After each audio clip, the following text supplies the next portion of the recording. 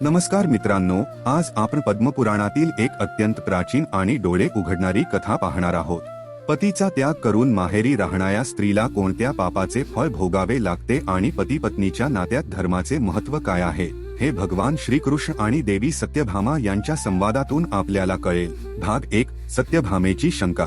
एके दिवशी देवी सत्यभामा श्रीकृष्णांना विचारते, हे स्वामी, ज्या स्त्रीने आपल्या पतीचा त्याग करून केवळ वडिलांच्या घरी राहण्याचा निर्णय घेतला आहे, ती कोणते पाप करते? तिला मृत्यूनंतर काय भोगावे लागते? भगवान श्रीकृष्ण हसून उत्तर देतात, हे सत्यभामे, तुझे शंकेचे निरसन करण्यासाठी मी तुला अयोध्यापती महाराज इक्ष्वाकू आणि त्यांची राणी सुदेवा यांची कथा सांगतो. भाग 2. महाराज इक्ष्वाकू आणि रांडुकराची शिकार.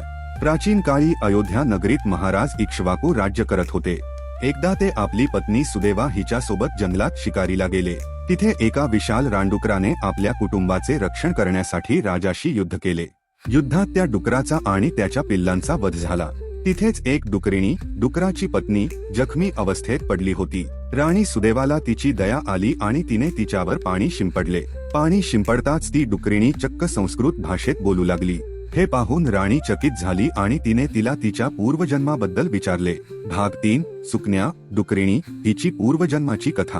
ती डुकरीणी सांगू लागली, मी पूर्वजन्मी कलिंग देशातील सुकन्या नावाची ब्राह्मण कन्या होते.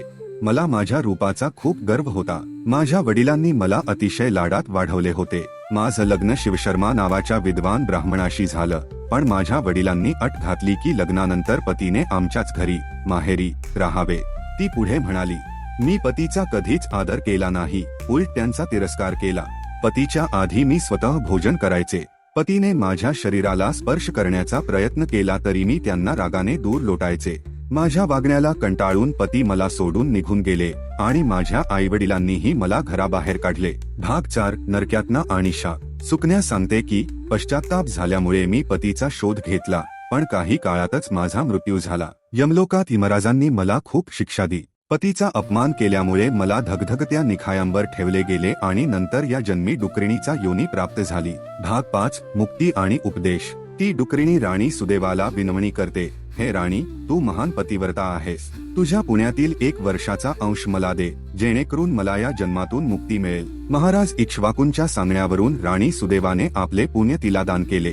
क्षणात त्या डुकरीणीचा देह सुटला आणि त्यातून एक दिव्य तेजस्वी स्त्री प्रकट झाली आणि ती विष्णुलोकाला निघून गेली. निष्कर्ष.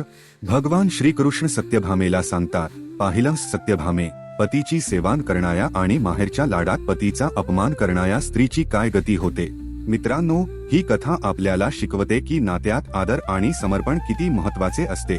समारोप. तुम्हाला ही कथा कशी वाटली? कमेंट मध्ये जय श्रीकृष्ण नक्की लिहा आणि अशाच माहितीपूर्ण व्हिडिओसाठी आमच्या चॅनलला सबस्क्राईब करा. धन्यवाद.